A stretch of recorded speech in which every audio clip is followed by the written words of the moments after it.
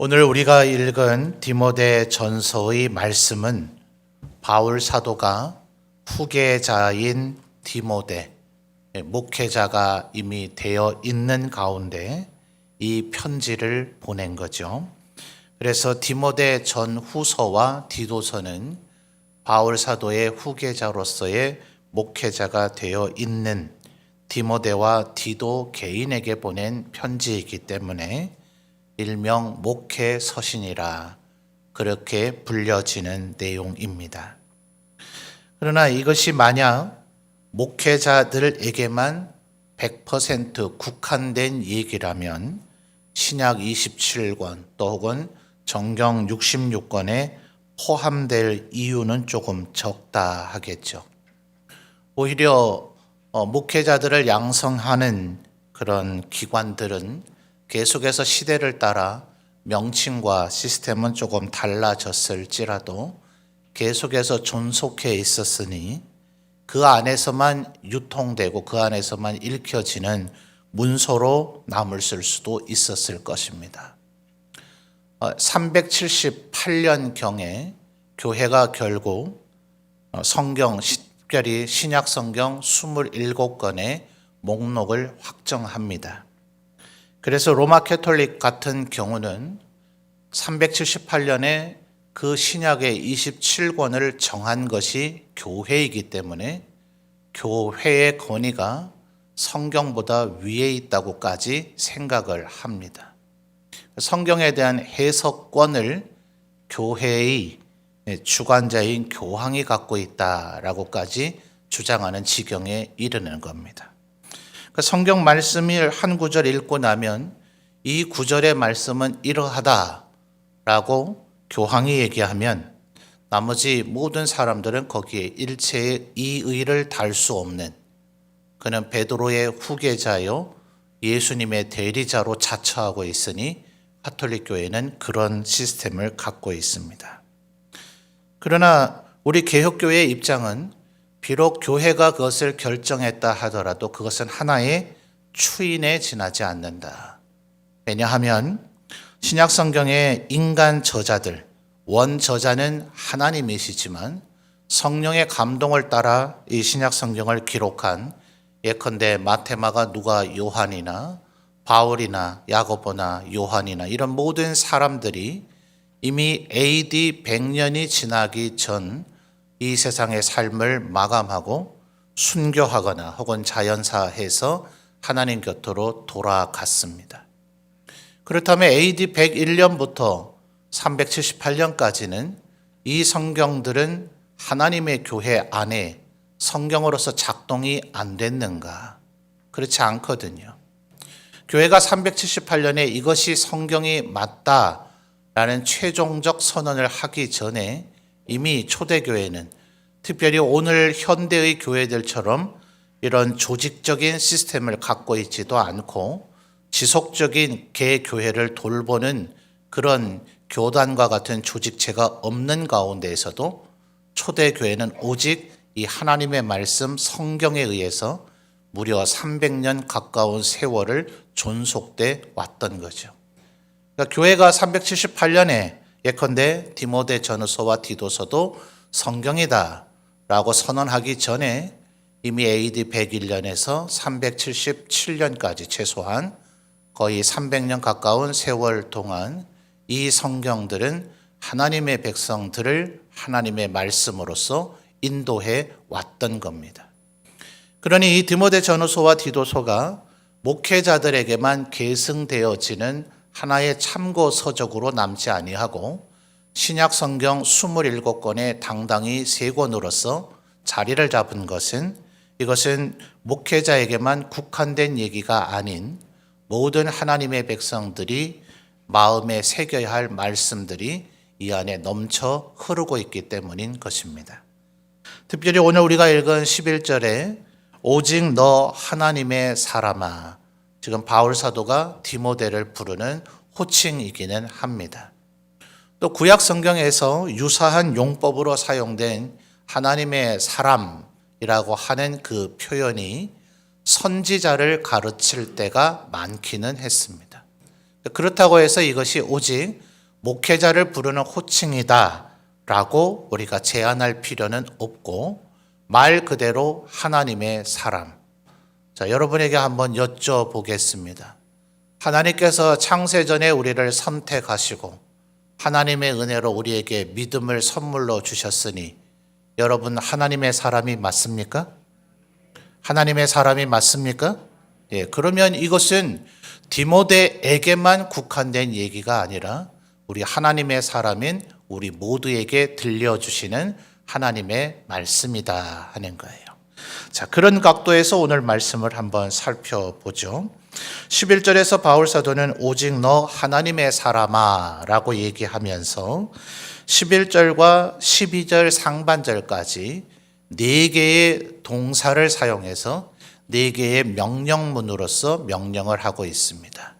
우리 한글로 번역되다 보면 이제 동사가 조금은 문맥을 매끄럽게 하려다 보니 번역의 한계가 이렇습니다. 잘 두드러지게 나타나지 않는 경우도 있는데 그래도 한번 찾아볼까요? 자, 문장의 흐름 순서상 오직 너 하나님의 사람아 이것들을 그다음 뭐하라 얘기합니까? 피하고 이렇게 되어 있지만 피하라 라는 명령이죠. 그리고 의와 경건과 믿음과 사랑과 인내와 온유를 그다음 뭡니까? 따르라, 따르며 이렇게 되어 있지만 따르라 라는 동사, 명령형 동사입니다. 세 번째는 12절 상반절에 믿음의 선한 싸움을 싸우라. 자, 여기서 가장 선명하게 잘 드러나 있죠. 그리고 바로 이어지는 말씀 영생을 취하라. 그래서 12절 중반절에 이를 위하여 네가 부르심을 받았고 라는 것입니다.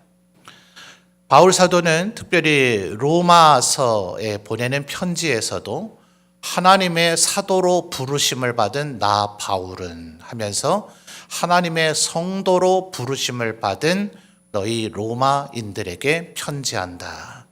그러니까 우리가 뭐 사도로 부름을 받든 또 혹은 장로와 집사로 부르심을 받든 하여튼 하나님의 백성 된 사람들은 전부 다 하나님의 부르심을 받은 거죠.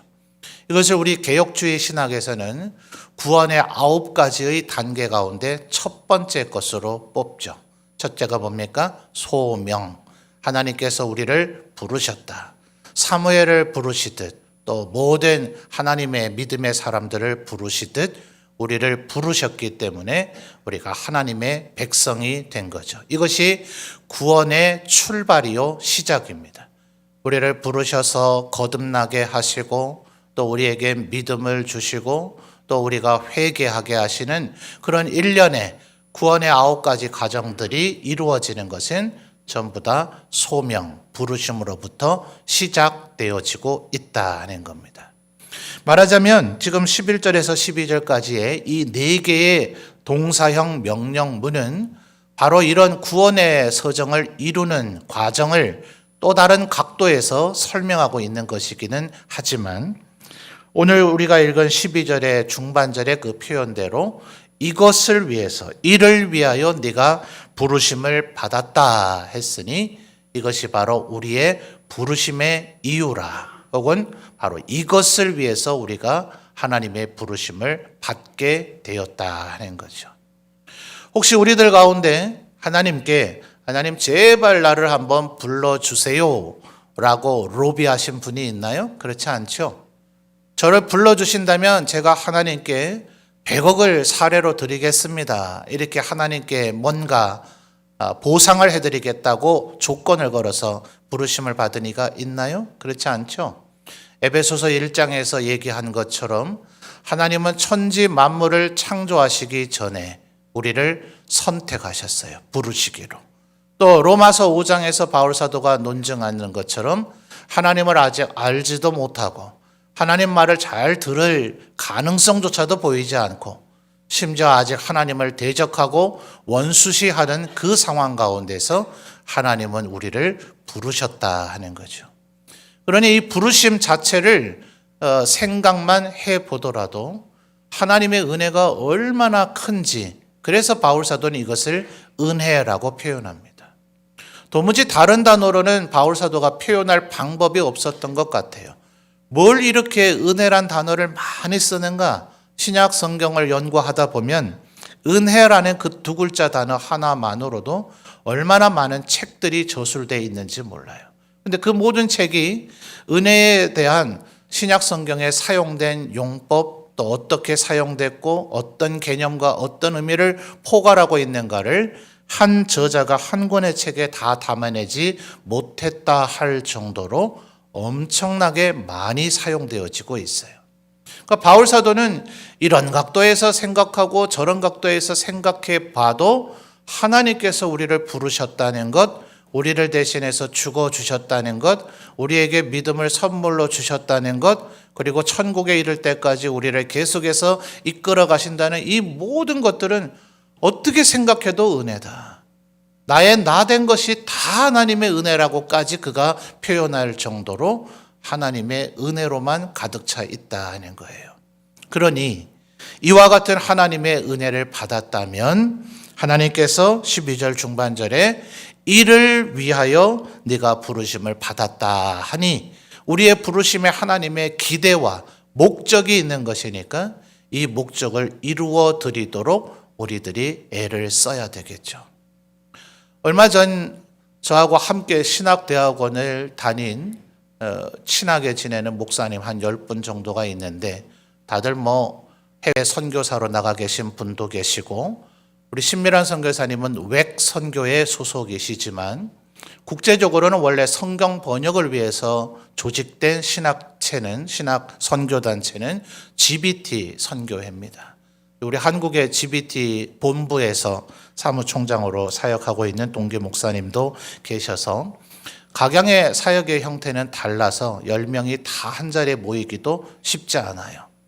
그래도 제법 제 살아온 인생 가운데서는 가장 오래 교제를 나누고 있는 사람들이죠. 거의 26년 넘게 지금 서로 알고 지내고 있는데 목회자로서 이렇게 오래 살고 있다 보니 스스로 생각할 때 바울 사도가 경건을 이익의 재료로 생각하는 사람에게서 네가 돌아서라.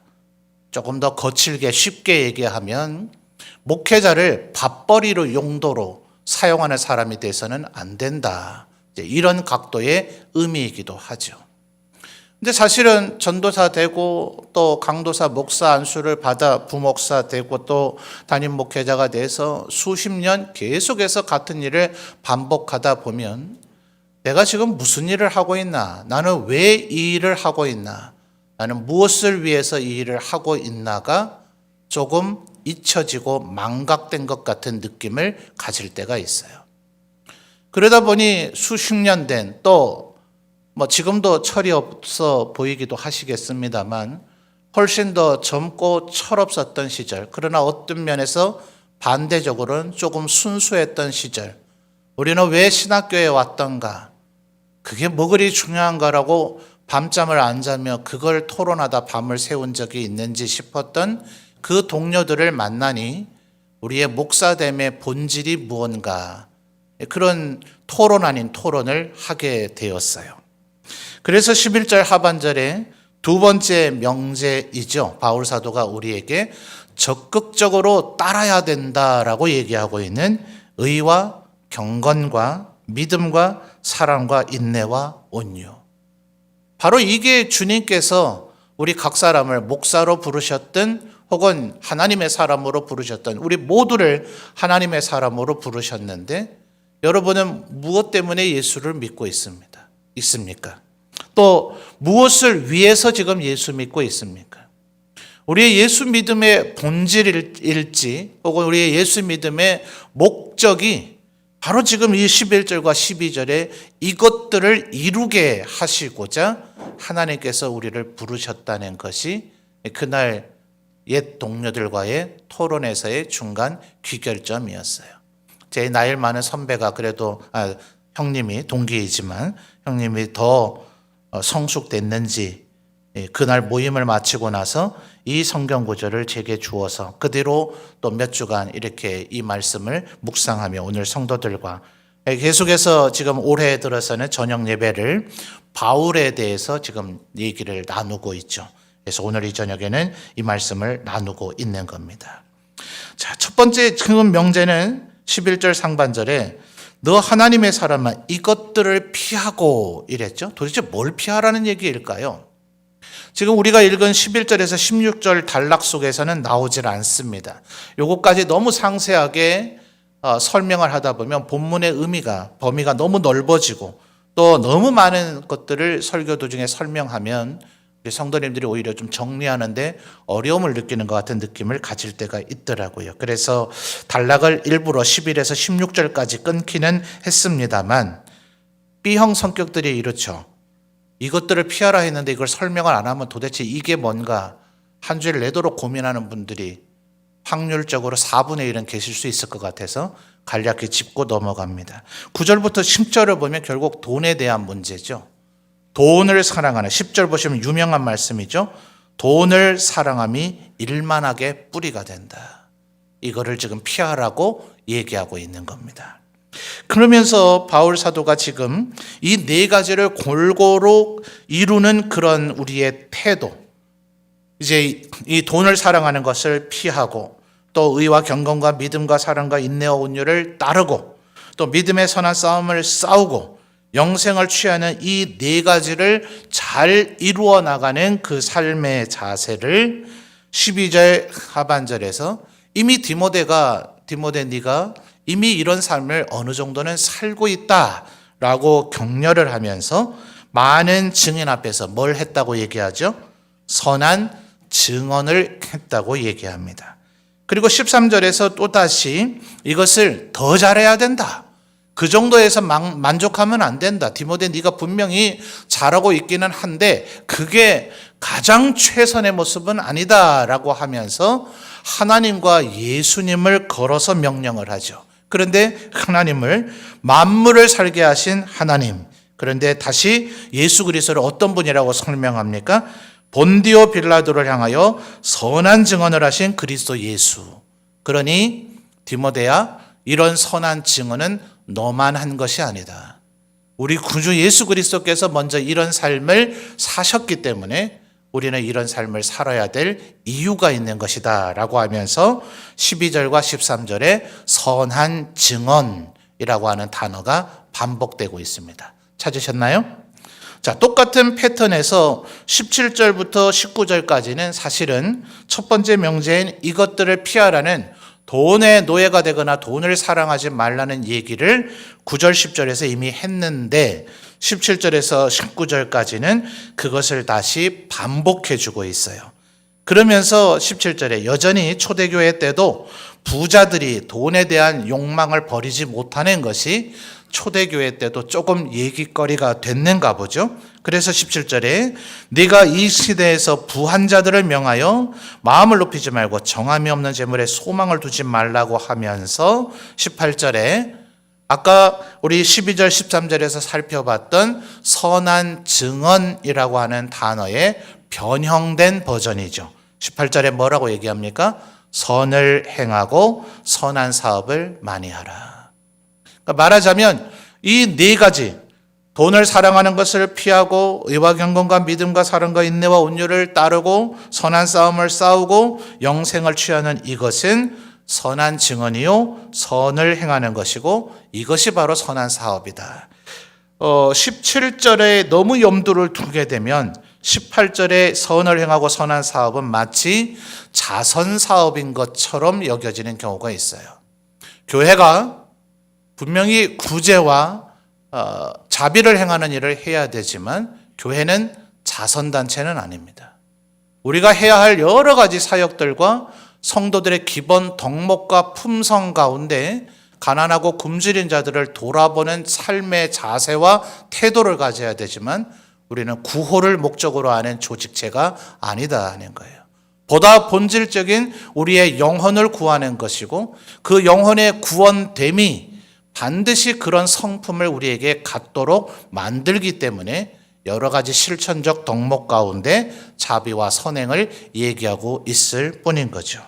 가장 본질은 뭘까요? 11절과 12절의 이 네 개의 명제를 여러 신학자들은 마치 우리 부정적인 용법으로 장님이 코끼리를 만진 격이다 이렇게 얘기하죠. 코를 만진 사람 그 장님은 코에 대한 얘기밖에 못하고, 또 귀를 만진 이는 귀에 대한 얘기밖에 못하고, 다리를 만진 이는 다리에 대한 얘기밖에 못할 터인데, 어떤 것은 마치 거대한 코끼리처럼 굉장히 다양하고 입체적인 모습을 갖고 있다는 거죠. 그래서 우리 하나님의 사람이 살아가야 할 삶의 덕목은 한 문장, 한 명제로 표현하기는 부족하고, 최소한 11절과 12절에서 바울 사도가 시도한 것처럼 이렇게 4개의 명제 이상 정도로는 설명을 해야 우리 구원의 삶에 대한 입체적인 설명이 가능하다 하는 것인데, 이것들은 마치 귀든 코든 꼬리든 배든 이게 전부 다 코끼리의 몸의 일부인 것처럼 이것들은 서로 동전의 양면과 같이 혹은 하나의 모습을 이루는 형태를 가지고 있다는 거예요. 결국 돈의 노예가 되어지면 우리는 11절 하반절에 얘기하는 의나 경건, 믿음, 사랑, 인내와 온유를 따를 수가 없어요. 이걸 따르다 보면 이미 두 번째 명제인 따라야 될 것 중에 의와 경건과 세 번째가 뭡니까? 믿음이 이미 거론이 됐죠. 그러니 세 번째 명제인 믿음의 선한 싸움을 싸우는 것이 두 번째 명제와 또 연결이 되어집니다. 결국 이 믿음을 통해서 우리는 영생을 얻게 되기 때문에 영생을 취하는 것이 독립적인 것이 아닌 이 4개의 것은 어떤 면에서 두 발짝 세 발짝 물러나서 보면 코끼리 전체가 보이고 전체 숲의 구도가 보이는 것처럼 이 4개는 결국 한 가지의 얘기를 하고 있다는 거예요. 문제는 아까 말씀드렸던 3개의 명제는 동사가 조금 약해 보이고 혹은 변형된 단어처럼 보여서 잘 두드러지지 않으나 12절의 세 번째 명제에 해당되는 믿음의 선한 싸움을 싸우라는 것이 가장 선명하게 이야기되고는 합니다. 그래서 흔히 이 단락을 설교하는 목사님들이 믿음의 선한 싸움 내지는 선한 싸움을 싸우라는 제목으로 더 많이 제목을 채택하기도 합니다. 그런데 저는 오늘 굳이 12절에 가장 두드러진 그 명제를 여러분에게 강조해드리지 않는 것은 문장의 어휘가 선한, 자 12절 다시 주목해 보실까요? 믿음의 선한, 그 다음 뭐예요? 싸움을 싸우라 하니까 진짜 싸워버리는 사람들이 자꾸 있어요. 자, 믿음의 싸움을 싸우는데 예를 들어 이렇습니다. 농구를 해야 돼요. 농구 경기를 지금 해야 되는데 그 경기장에 도대체 무엇으로 연단된 사람인지는 모르지만 굉장히 체격이 좋은 사람으로 팀이 구성된 사람들이 들어왔어요. 근데 이 사람은 과거에 아마 축구 선수였던 것 같아요. 다른 선수의 공이 땅바닥에 떨어지자 발로 그것을 뻥 차버렸어요. 되겠습니까? 또 다른 선수가 지금 공을 드리블하면서 맹렬하게 달려오자 마치 씨름 선수였는지 그 사람의 허리춤을 잡아 채자 그대로 집어 던져버렸어요. 그 선수 자체를. 또 어떤 선수는 그 선수가 슛을 시도하자 마치 과거의 권투 선수였는지 그 선수의 얼굴을 그대로 강타해버렸어요. 이 팀은 전부 체격도 좋고 어떤 면에서도 그 어떤 팀도 이길 수 있을 것 같아 보이는 팀이었어요. 승리할 수 있겠습니까? 챔피언으로 인정될 수 있을까요? 아니죠. 그 모든 선수가 바로 그 하나의 행위를 통해서 바로 퇴장당했을 겁니다. 그래서 어떤 신학자는 얘기하기를 12절에 믿음의 선한 싸움을 싸우라는 이 경기의 종목이 뭔지, 규칙이 뭔지가 바로 11절 하반절에 있는 덕목들이다 이렇게 얘기하는 거예요. 우리가 싸우는 믿음의 싸움의 그 종목이 뭔가, 뭘 잘해야 싸우는 건가? 이 세상에는 불의로 가득 차죠. 그 가운데서 의로우라. 그것이 바로 우리가 이기는 승리하는 믿음의 선한 싸움이다. 이 세상에는 불경건한 사람으로 가득 차 있죠. 하나님을 찾는 이도 없고 하나님을 두려워하거나 경외하는 이도 없고 하나님의 말씀을 읽거나 묵상하거나 주목하려고 하는 이들이 없을 그때에 하나님 말씀 읽는 것이 내 밥벌이나 돈벌이보다 더 소중하게 여기고 내 취미생활보다 내 건강보다 더 소중하게 여겨서 오직 하나님의 말씀을 주야로 묵상하는 것이 내 인생의 제1의 목표인 양 살아가는 삶의 태도를 가진 자, 불경건함으로 가득한 이 세상에 경건으로서 싸워 이기는 자가 되라는 거예요. 뭔가를 믿는다는 것이 쉽습니까? 지금 이 시대는 절대적인 가치를 파괴해야 되는 시대라고 얘기합니다. 이 세상에 절대적인 것은 없다. 굉장히 솔깃해 보여요. 네가 중요하게 서기는 그게 중요한 거지 절대적인 가치가 어디 있느냐. 예컨대 전 세대 분들은 충과 효를 중요시했어요. 나라를 애국해야 된다. 근데 요즘 젊은 세대 그런 거 잘 없죠. 과연 우리나라가 뭐냐? 이 나라가 나에게 뭘 해줬느냐? 미국이 나에게 더 잘해준다면 나는 미국이 도움되는 삶을 살련다라는 생각도 서슴없이 가질 수 있는 이들이 이 세대입니다. 과연 부모에게 효도하는 것이 내 삶에 유익이 되느냐? 이런 절대적인 가치가 다 무너져 있는 것이 이 시대의 사조이고 생각들이 자꾸 그런 생각을 주입시킵니다. 아마 지금 어른들은 경악하실 거예요. 그러나 젊은 세대들에게는 저에게 목사님 그게 도대체 뭐가 문제입니까? 왜 그것을 비판하려고 합니까? 목사님도 꼰대입니까? 아마 이렇게 얘기하고자 할 겁니다. 일견 젊은 세대들에게 그것이 유용하고 필요할지는 모릅니다. 어떤 것은 사람의 성향과 취향에 따라 선택과 불선택은 개인의 치부하면 될 일일 수도 있습니다. 그러나 이런 신학사조가 가장 위험스러운 것이 뭔지 압니까? 하나님이 계시다는 사실이 과연 진실이냐? 그것이 과연 절대적이냐? 천국과 지옥은 정말 있는 것이냐? 오직 하나님만 믿어야 되는 것이냐? 우리들이 진리로 여기고 있는 성경의 모든 핵심 가치들을 그들은 상대적인 가치로 뒤흔들어 버립니다. 그러니 세 번째 얘기하고 있는 이 믿음이, 그래서 예수님 뭐라 그러셨어요? 내가 올 때에 과연 믿음을 보겠느냐? 그때는 마치 노아의 때와 같을 것이다 라고까지 얘기하셨잖아요. 노아 때의 전 세계 인구가 과연 얼마였을까요? 그러나 그때의 홍수의 심판에서 구원받은 이는 오직 8명. 얼마나 믿음이 없어질 시대일 것 같으면 주님은 그때의 믿음을 볼 수 있겠느냐라고까지 경고하셨을까요? 그러니 바울 사도가 디모데에게 너의 부르심의 이유가 이것이다. 의와 경건과 믿음을 너는 추구하는 삶을 살아야 된다. 이 불신앙과 믿지 않는 풍조로 가득한 이 세상에서 너의 믿음을 끝내 놓치지 말고 이루어야 된다. 네 번째가 바로 사랑이죠. 이 시대에 얼마나 사랑이 없습니까? 절대로 성경은 부모가 자식을 버리지 않을 것이다. 부모의 사랑이 그와 같다. 하나님의 사랑도 이와 같다라고 하나님의 사랑을 설명하는 도구로 부모의 사랑을 설명하기도 하는데 저와 같은 목회자가 요즘 그렇게 설명하기가 쉽지 않아요. 왜냐하면 이제는 부모가 자식을 버리거나 부모가 자식을 죽이는 일까지도 벌어지는 세상. 그래서 이미 사랑이 없어져 버린 시대, 그게 바로 무정, 레미제라블이죠. 그런 소설의 제목이 나오고 그 시대 풍조를 풍자한 이 세상은 더 이상 사랑이 없다, 무정하다 라고 세상을 논평한 것이 이미 여러 세기가 지났습니다. 날이 갈수록 그것이 증폭되어져 가죠. 그러니 실제로 이 시대에 과연 사랑을 볼 수가 있습니까? 어디에서 인내합니까? 참는 것을 요즘 미덕이라고 합니까? 미련하고 어리석은 자라고 얘기하지 않나요? 온유하기를 바랍니까? 어찌하든지 눈치 빠르고 잭삭 빠르고 지혜롭고 자기의 것을 손해보지 않는 것이 그것이 이익이라고 생각하고 있지 않아요?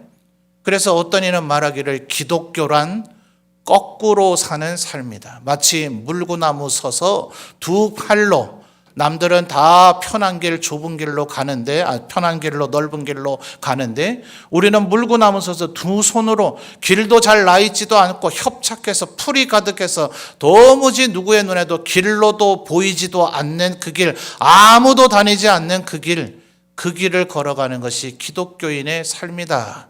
성경 말씀을 통해서 거꾸로 가는 기독교라는 책을 쓰기도 했을 정도예요. 그러니 여러분, 이 11절의 이 명제를 절대로 가벼이 여기지 마시기 바랍니다. 어쩌면 우리는 이것들을 내가 잘하고 있다고 여기고 있을지 몰라요. 혼자만의 착각일 수가 있습니다. 스스로 한번 자신을 끊임없이 점검하셔야 됩니다. 나는 정말 돈의 노예가 되지 않고 있는가? 의와 경건과 믿음과 사랑과 인내와 온유를 따르고 있는가? 이것들이 바로 내가 이루고 추구해야 되고 연마해야 되고 이겨야 되는 종목인데 실제로 세상 사람들처럼 여전히 싸움질만 하고 있지는 않은가? 내가 가는 곳에는 언제나 트러블이 생겨지고 있지는 않은가? 한번 스스로 점수를 매겨봐야 돼요. 내가 가면 그곳에 평화가 깨지는가? 아니면 다툼과 갈등이 있는 곳에서 나는 중재자요, 화해자요, 권면자로 살아가고 있는가? 바로 사랑의 덕목의 다름이 아니죠. 그런데 바로 이것들이 바울사도는 네 번째에서 이것이 영생을 취하는 것과 같다라고 얘기합니다. 영생은 구원의 다름이 아니잖아요. 구원을 우리가 얻어낼 수 있습니까? 하나님께서 우리를 예정하시고 우리에게 믿음을 선물로 주시고 우리를 끌고 가 주셔야 이룰 수 있는 것이 구원이요 영생인데 12절의 네 번째 명절에서 마치 바울 사도는 우리가 이것을 얻어내야 되는 것처럼, 그래서 영어 단어들은 주로 take hold 이 단어 쓰고 있어요. 얻어내라. 네가 영생과 구원을 얻어내라. 하나님의 역할과 인간의 역할을 나누거나 지금까지 얘기했던 바울 사도의 신학을 지금 부정하고 있는 게 아닙니다. 우리 개혁주의에서는 이 부분을 한 문장으로 명쾌하게 정리했는데 우리는 선한 행실을 살았기 때문에 구원받은 것은 아니고, 그렇죠? 선한 행실을 살았기 때문에 구원받은 것은 아니고 선한 행실을 위하여 구원받았다. 주님이 이미 우리를 구원받은 자로 만들어 주셨으니 이제 우리가 그 은혜에 보답하기 위해서 끊임없이 힘쓰고 애쓰고 싸우듯이 해야 될 것은 오직 선한 행실밖에 없다. 그러하기에 디모데가 그렇게 살았을 때 12절 하반절에 뭐가 됐다고요? 많은 증인 앞에서 그 디모데의 삶 자체가 선한 증언이 되었다는 거예요. 그런데 아까도 설명드렸듯이 13절 중반절에서 바울 사도는 이것을 무엇이라 얘기합니까? 본디오 빌라도 앞에서 예수께서 행하셨던 그것이 바로 선한 증언이 아니냐. 이제 곧 4월 초가 되면 고난주간이 다가올 것이고 우리 3월부터 다시 어게인 감사 노트를 하실 터인데 마음이 급한 분들은 고난주간에 우리가 주로 묵상하는 복음서의 마지막 끝자락들을 다시 한번 먼저 보십시오. 예수께서 빌라도 앞에서 어떻게 하셨는가? 빌라도가 그렇게 얘기하죠. 네가 유대인의 왕이냐? 맞다. 누가 너에게 그걸 알려주더냐? 라고 오히려 빌라도에게 반문을 했죠. 내가 볼 때 너는 죄가 없다. 빌라도가 말하기를 나에게 잘 보이면 너 살아날 텐데 왜 나에게 잘 보일 생각 안 하냐?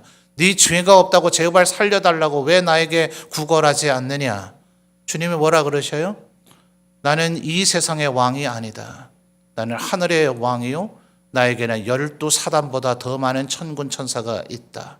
내 말 한마디면 그들이 나를 구원해내겠지만 나는 지금 힘이 없어서 죽는 것이 아니다. 그 외에는 더 이상 일체의 말씀을 하시지 않더라. 빌라도가 그것을 기이하게 여겼더라.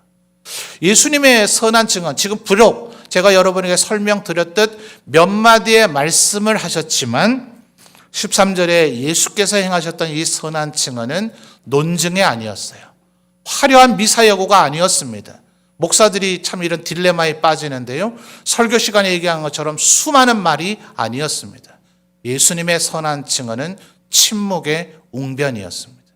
그는 많은 말씀을 하시지 않았고 결정적인 순간에 그의 행동으로 그의 존재 자체로 그의 증언을 입증해 나가셨습니다. 이것이 우리가 이루어야 할 또한 선한 싸움의 단편적인 모습입니다. 예수 믿는 사람은 얼마나 말쟁이로 여겨질 때가 많습니까? 많은 말을 하지 말고 우리의 존재 자체가 빛으로, 우리의 존재 자체가 소금으로 살아가는 것, 그것이 우리가 끊임없이 추구해야 할 선한 싸움이다 하는 것입니다. 이것이 우리를 부르신 이유이다. 주님 앞에서 돈을 사랑하는 것을 버리고 이런 선한 덕목들을 따르며 믿음의 선한 싸움을 싸우고 영생을 취해 나가시는 모든 하나님의 사람들이 다 되시기를 바랍니다.